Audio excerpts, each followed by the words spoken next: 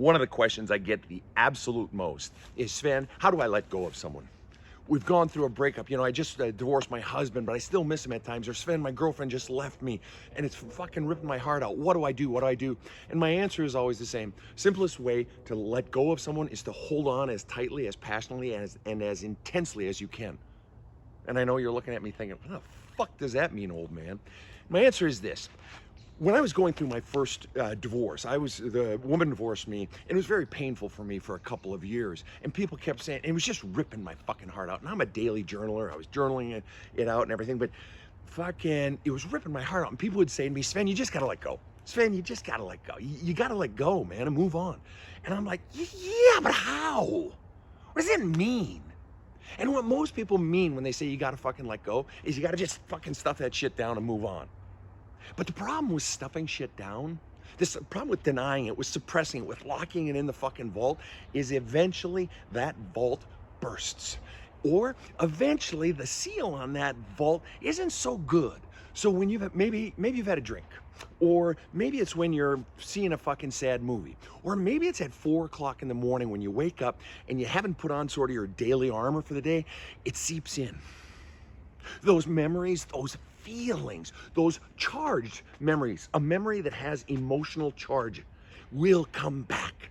And if it's a highly emotional charge, one such as a breakup of someone you really cared about, even if you were the one that had to break it up to end the relationship because it just didn't work, that if it's highly emotional charge, those feelings will come back.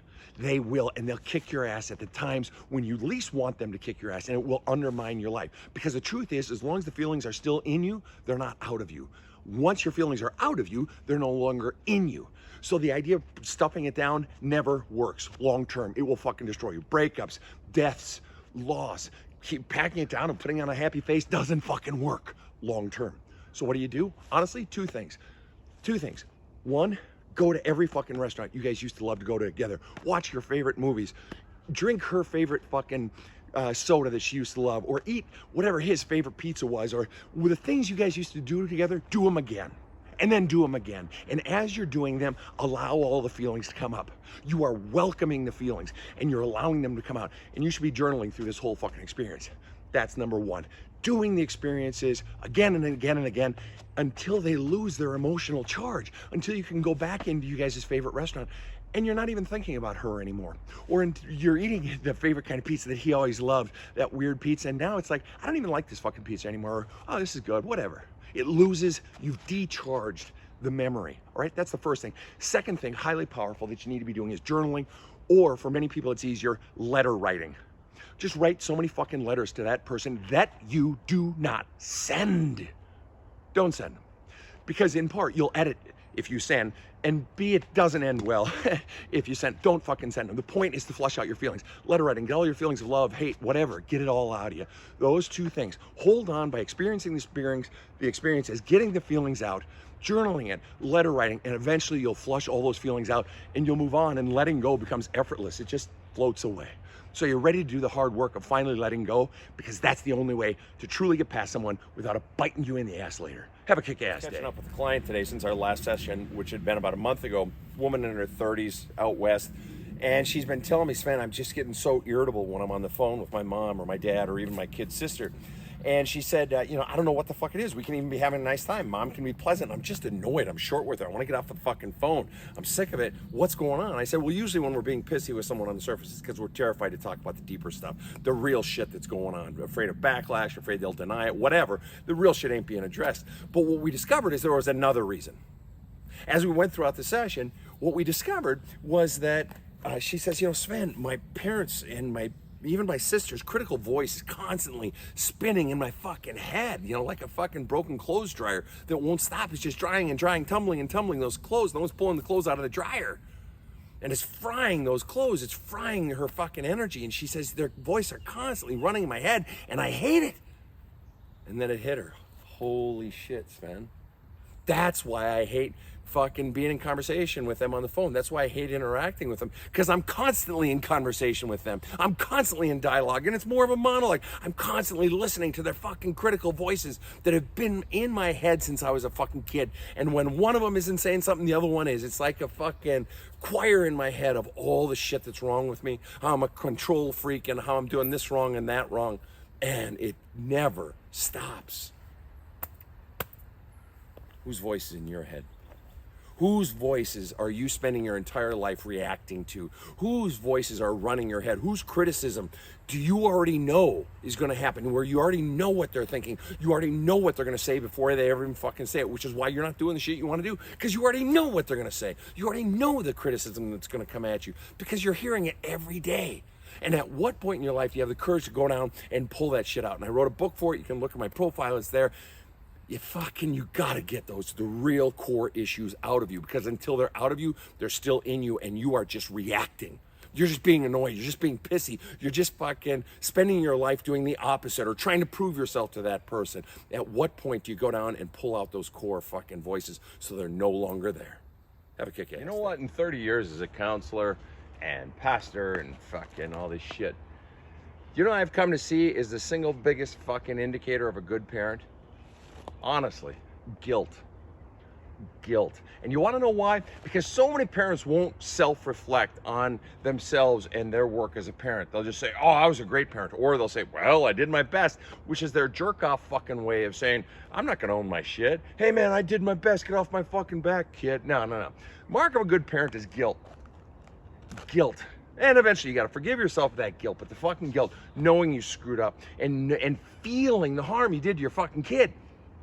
And the parents who can't own it, or who, when their kids come to them and say, you really fucking hurt me, adult kids come to them and say, you really fucking hurt me, you know, what about this, what about that, mom, dad, whatever? And the parent says, no, fuck, not my problem, fuck off, I didn't do that, right? That's furthering the damage that was done back there. One of the single biggest problems is parents who won't own their shit. You want to know what's fucking up our country? Parents who won't own their shit. Parents who have so much fucking ego wrapped up in, oh, I'm great, fuck you, kid, you don't know shit. No. Because you're not owning your share of the problem. We talk about wanting to breed responsible children. How about responsible motherfucking adults? How about people willing to look at their own behavior, their own actions, and say, yeah, you're right, kid, I fucked up. You're right. And there's no excuse. One of the best things I learned in my brief time in the U.S. military is that statement, no excuse. I get pulled over because I ran a red light or something. Officer pulls me over, he says, you know, you ran that red light? I'm like, yes, sir, and there's no excuse. I deserve the ticket. He's right. What the fuck am I going to say? No, there is no excuse. I fucked up as a parent. Did I personally fuck up as a parent? You bet I did. In big ways. And I've gone out of my way to try to, if I can get my kids to tell me more and how else did I hurt you, and try to atone for that and apologize and just not try to make it go away, but really fucking own it. So in what ways are you harming your child further because you don't want to own the fact that you fucked up? Potentially in big ways. And if you're not wanting to own it, the ways you fucked up were probably bigger than you want to admit. How'd you fuck up? How are you harming your kid even still because you don't want to own the fact that you're seriously fucking screwed up? And it's time we start to do some fucking healing between parent and child in this fucking world. And it's not just, oh, kid, get over it. No, it's parent, fucking own it. Yeah, I'm pissed. I am.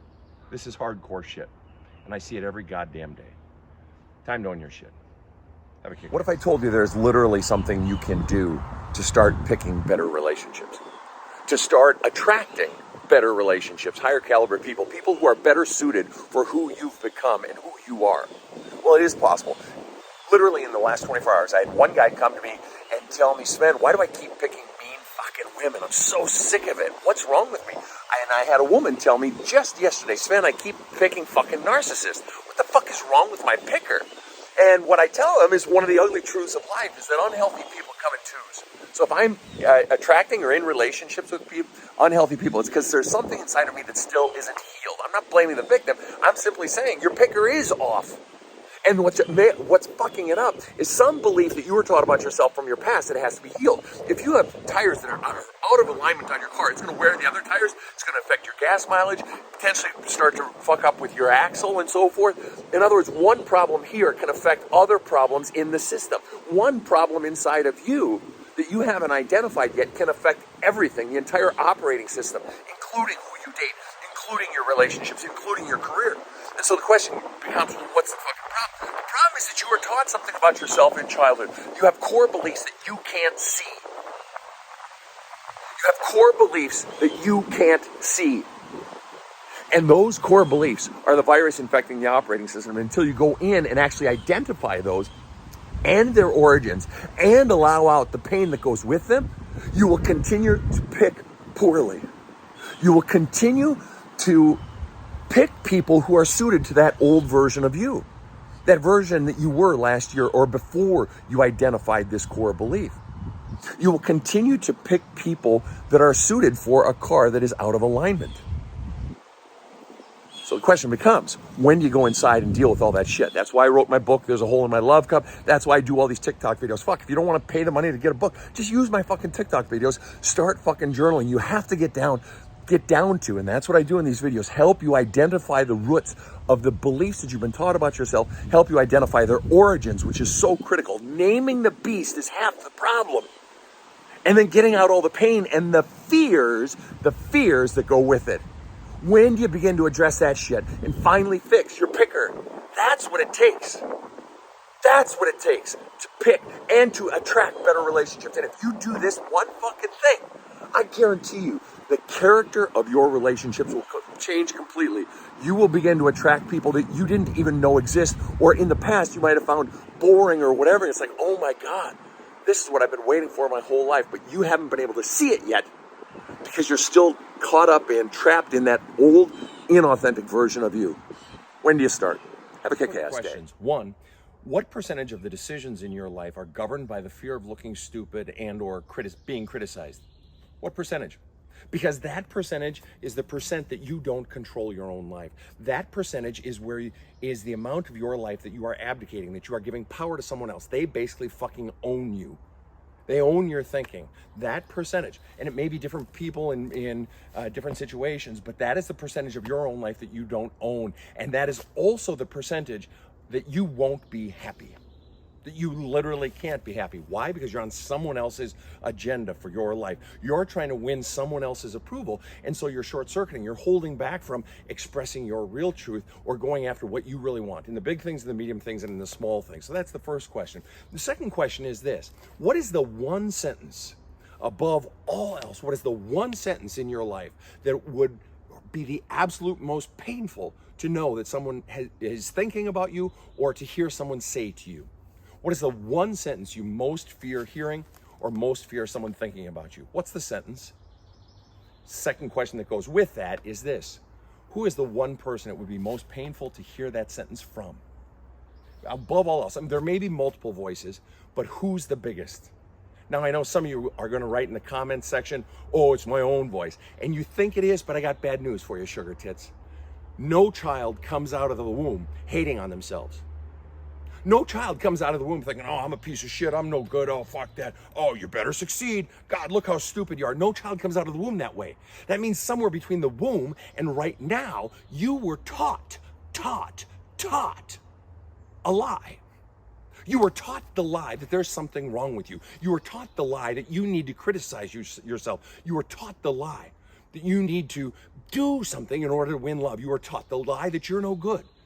You were taught the lie between the womb and now. And what I'm wondering is, who the fuck taught you the lie? And more often than not, it's the person whose voice you most fear hearing say that one sentence, or you most fear thinking it. They may not even have to say it anymore. You know they're fucking thinking it. Who's that person? And it doesn't mean there's only one person, but there's always one person that's bigger than all the rest. So, what percentage of your life is owned by someone else? What's the sentence you most fear? And who's the person's voice that you most fear saying it? That's the person who has the most power over you. That voice is the one keeping you from living your own life. You ready to change that? Get my book, There's a Hole in My Love Cup. It's in the fucking profile. If you want to know one of the single most ugly ass traps that happens, and it's not even intentional when people divorce and there are children involved, it's after the divorce or after you decide to separate, and then one or both of the parents gets involved in a new relationship. And that new relationship is so fun, it's so easy, it's so life-giving that the parent invests so much fucking energy in it at the neglect of the kids. And you know why they do it? Because they've been so fucking miserable, so dead, so responsibility and obligation bound for the last 5, 10, 15, 20 years of their lives that they finally cut loose, and it feels so good to the soul. And what it's so easy to do is forget the obligation that you have to the kids. And somewhere in there is a fucking balance, and you gotta fucking balance it. So who are you neglecting, or who the fuck neglected you? Have a kick-ass day. One, to parents, what percentage of your identity is wrapped up in being a parent and or being perceived as a good parent? 2, is it possible that that percentage being so high is causing you to use your child to get your own identity needs or ego needs met? Is it possible that that percentage, being what it is causing you to manipulate, control, scold, overparent, cut off, reject, fucking refuse to let go of, set incessant expectations for, outright use, or openly belittle your own child? Is it possible that you, to some degree, you're fucking with your kid to get your own ego and identity needs met? And at what point do you fucking stop that shit and let the child have their life back? Have a kick-ass. 2 questions. What is the single biggest struggle you're dealing with right now in your life? What's the single biggest thing afflicting your mind, your heart, your time, your energy, really sucking the life out of you? What is the issue? Second question is simply this: what percentage of your struggle with that issue is the actual issue itself, and what percentage is your feelings regarding the issue? This is one of the single biggest things I have to help clients see, is that there's the issue, and then there's my response. Maybe it's my own fears, maybe it's my anxieties, maybe it's triggers from past shit. And sort of the evolution of the self-growth process, of what I call the spiritual process, and I'm not even talking about God shit, just your own spirit, your own connection with your own self. The evolution is, people come to me and they're unable to discern on their own what is the actual problem and what is my response. What are my feelings? How much is my shit, internal shit, corrupting the problem, making my interpretation of the problem far worse?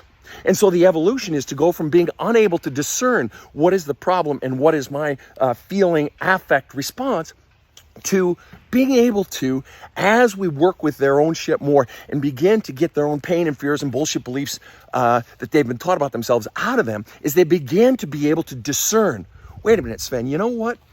I think right now, this issue that I'm dealing with, this new issue that's come up, Sven, it's 40% the issue itself, and it's 60% my feelings surrounding it that are making it far worse. Because I realize, as we talk about it, Sven, that the problem isn't shit in and of itself. It's not going to kill me. All right, so we go from not being able to discern to being able to discern what is the problem and what are my feelings and how much of my feelings are corrupting the problem. And then the third piece is not only being able to identify, but then being able to get my feelings out and reduce my feelings so that they're no longer corrupting the whole problem, and I can see the problem calmly and clearly. Now, in the early stages, I help them work through each problem so that help them get the feelings out so that they can see the problem clearly. But the goal is to get them to the point, get my clients to the point where they can do this shit on their own, where they can get all their feelings out. They can decharge the emotional charge in any situation, any memory, any existing problem. They can decharge it and then begin to see things more calmly. And when they can begin to do that on their own, they really don't fucking need me anymore. So what is the issue you're dealing with? And what percentage of your struggle with that issue is your own feelings? And when do you begin to address that shit and get it out of there so that you can attack your problems from a much calmer and clearer state? Have a kick-ass day.